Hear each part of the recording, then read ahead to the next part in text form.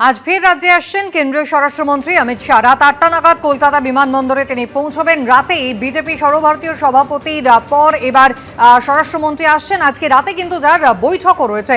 কথা বলবো, আমাদের প্রতিনিধি শিবাশিস মৌলিক রয়েছেন আমাদের সঙ্গে টেলিফোন লাইনে। শিবাশিস, আগামী দুদিন কি কর্মসূচি রয়েছে কেন্দ্রীয় স্বরাষ্ট্রমন্ত্রী? কুসুমদা, এখন শুরুতে তোমায় বলি যে কেন্দ্রীয় স্বরাষ্ট্রমন্ত্রী এই যে দুদিনের বঙ্গ সফর, সেই সফর কিন্তু পুরোটাই সাংগঠনিক, রাজনৈতিকভাবে সাংগঠনিক কাজে নজর দিয়ে আসছেন অমিত শাহ। এবং আমরা যেমনটা জানতে পেরেছি তাতে আজ সন্ধ্যায় গুয়াহাটি বিমানবন্দর থেকে বিমানে তিনি আসবেন কলকাতা বিমানবন্দরে। যা এসে পৌঁছানোর কথা 8টা 5 নাগাদ কলকাতা বিমানবন্দরে আজ রাতে এসে পৌঁছবেন অমিত শাহ। এরপর 8টা 25 নাগাদ তিনি নিউ টাউনের নভোটেল হোটেলে পৌঁছবেন। সেখানে আধ ঘন্টা সময় রাখা হয়েছে পৃথকভাবে। তারপর রাত 9টা নাগাদ বঙ্গ বিজেপির কোর কমিটির সদস্যদের সঙ্গে বৈঠকে বসবেন অমিত শাহ।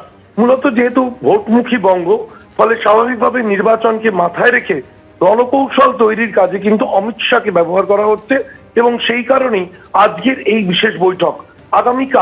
আগামীকাল তিনি নিউ টাউনের হোটেল থেকে 10টা 40 নাগাদ বের হবেন এবং আধ ঘন্টা পর বারাকপুরের আনন্দপুরী খেলার মাঠে সেখানে একটি কর্মী সম্মেলন আয়োজন করা হয়েছে। সেখানে বক্তব্য রাখবেন অমিত শাহ। অমিত শাহ যেহেতু বিজেপির প্রাক্তন সর্বভারতীয় সভাপতি, তাই সাংগঠনিকভাবে কর্মীদের উদযাপন করার ক্ষেত্রে কিন্তু অমিত শাহ এই কাজ করছেন। এরপর ব্যারাকপুর থেকে বেরিয়ে কলকাতা বিমানবন্দর থেকে তিনি বিমানে বাগডোগরা বিমানবন্দর গিয়ে পৌঁছবেন। উত্তরবঙ্গে বাগডোগরা বিমানবন্দর সংলগ্ন যে মাঠ, সেই গোসাইপাড়া মাঠে সেখানে সাংগঠনিক সভা করবেন। সেখানেও বক্তব্য রাখার কথা রয়েছে অমিত শাহের। এরপর বাগডোগরা থেকে বিমানে আগামীকাল বিকেলে আনুমানিক 4:30 নাগাদ তিনি দিল্লির উদ্দেশ্যে পাড়ি দেবেন। শিবাশিস, ধন্যবাদ।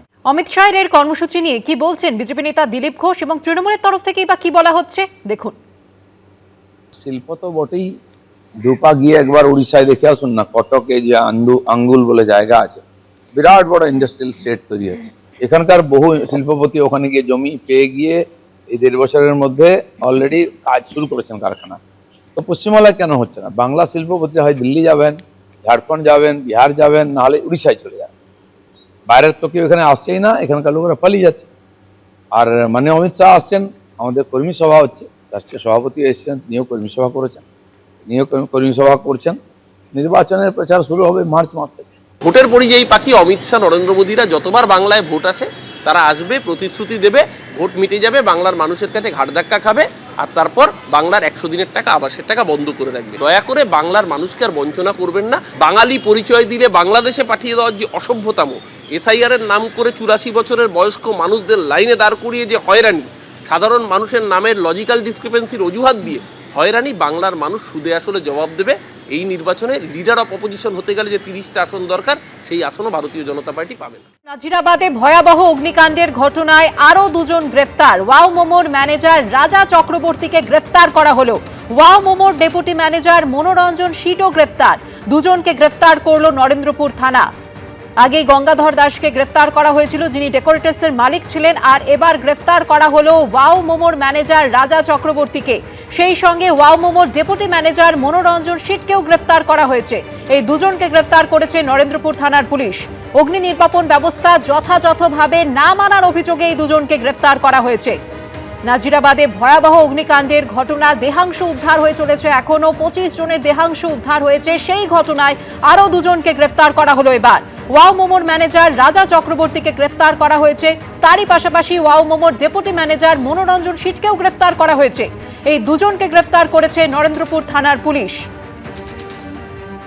পার্থপ্রতিম ঘোষ আমাদের প্রতিনিধি এই মুহূর্তে রয়েছেন টেলিফোন লাইনে। পার্থপ্রতিম, দেখো, এই যে অগ্নিকাণ্ডের ঘটনা ঘটে, সেই অগ্নিকাণ্ডের ঘটনা তুমি জানো যে ওয়াও মোমোর যে শোরুম ছিল বা যে গোদাম ছিল, সেখানে কিন্তু 3 জন, যার মধ্যে একজন নিরাপত্তা রক্ষী এবং ওয়াও মোমো 2 জন কর্মী, তারাও কিন্তু একেবারে ঝলছে, তাদের মৃত্যু হয়। এবং এই ঘটনার পর বিভিন্ন বিষয় উঠে এসেছিল এবং সেক্ষেত্রে একেবারে যে ওয়াও মোমোর ভেতরে যে অগ্নি নির্বাপন ব্যবস্থা, সেই ব্যবস্থা যথাযথ ছিল না বলেই কিন্তু দমকল মনে করে। এবং এই যে 3 জনের মৃত্যু এবং তার পরিপ্রেক্ষিতে এই গোডাউনের যে দায়িত্ব ছিল, অর্থাৎ গোডাউনের ম্যানেজার এবং ডেপুটি ম্যানেজার রাজা চক্রবর্তী ওয়াও মোমোর এবং ওয়াও মোমোর ডেপুটি ম্যানেজার এই নাজিরাবাদের গোডাউনের দায়িত্ব থাকা মনোরঞ্জন শীট, এই 2 জনকে কিন্তু নরেন্দ্রপুর থানার পুলিশ গ্রেফতার করেছে। এবং যে মামলা হয়েছে, অর্থাৎ তুমি জানো ইতিমধ্যে ডেকোরেটার্সের মালিককে গ্রেফতার করা হয়েছিল, সেই মামলাতেই কিন্তু এবার ওয়াও মোমোর ম্যানেজার এবং ডেপুটি ম্যানেজারকে গ্রেপ্তার করেছে এবং তাদেরকে আজকে আদালতে পেশ করে নিজেদের কাস্টাডি প্রেয়ার করবে, তেমনটাই কিন্তু আমরা পুলিশ সূত্রে জানতে পারছি। ধন্যবাদ পার্থপ্রতিম। এবিপি আনন্দ, এগিয়ে থাকে, এগিয়ে রাখে।